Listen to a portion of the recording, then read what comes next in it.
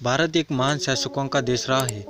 अलग अलग काल में एक से बढ़कर एक राजाओं ने भारत पर राज किया है और आज हम आपको ऐसे ही 6 शासकों के बारे में बताएंगे कि कैसे इस राजाओं के राजकाल में भारत की जनता और देश की संस्कृति पर क्या असर हुआ। नंबर 5, चंद्रगुप्त मौर्य। मौर्य वंश के संस्थापक चंद्रगुप्त को भारत के पहले अहम राजा के रूप में माना जाता है। चाणक्य रूपी महान रणनीतिकार को गुरु के रूप में पाने के बाद उन्होंने अपना अभियान शुरू किया और 20 साल की अल्प आयु में ही युद्ध जीतने शुरू कर दिए थे। बालक के रूप में चंद्रगुप्त को चाणक्य ने तक्षशिला में देखा था। उन्हें बालक चंद्रगुप्त की प्रतिभा का भान हो गया और उन्होंने चंद्रगुप्त को उत्तम शिक्षा दी। बड़े होने के बाद चंद्रगुप्त ने नंद वंश का नाश करके अपना राज्य शुरू किया। उन्होंने मगध पर भी कब्जा कर लिया और पश्चिम में ईरान तक अपना राज्य बढ़ा लिया। नंबर 4, सम्राट अशोक। सम्राट अशोक एक ऐसे शासक थे जिनका राज्य अफगानिस्तान से लेकर बर्मा तक और कश्मीर से लेकर तमिलनाडु तक फैला हुआ था। उनकी राजधानी पाटलिपुत्र थी। अशोक को भारत के इतिहास में सबसे शक्तिशाली राजा माना जाता है। अशोक मौर्य वंश के तीसरे शासक थे।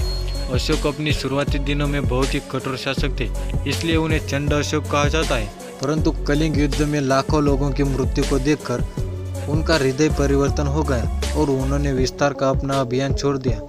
बुद्ध धर्म को विदेशों में फैलाने में सम्राट अशोक ने बहुत योगदान दिया।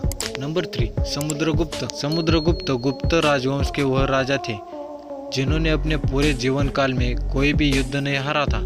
अपने पुत्र विक्रमादित्य के साथ मिलकर उन्होंने भारत के स्वर्ण युग की शुरुआत की। उन्होंने ही मुद्रा का चलन शुरू किया और स्वर्ण मुद्राएं बनवाई। उनके राज्य में भारत का सांस्कृतिक उत्थान हुआ था।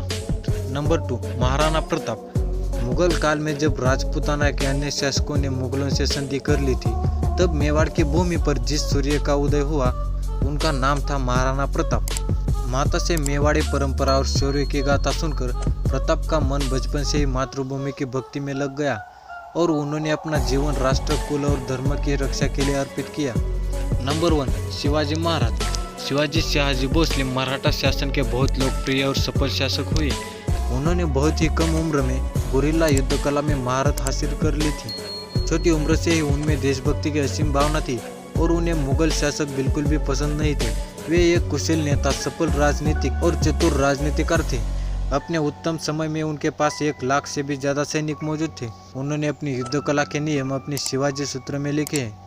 उन्होंने राजकाज के काम के लिए पर्शियन भाषा की जगह मराठी और संस्कृत का उपयोग करने का नियम बनाया।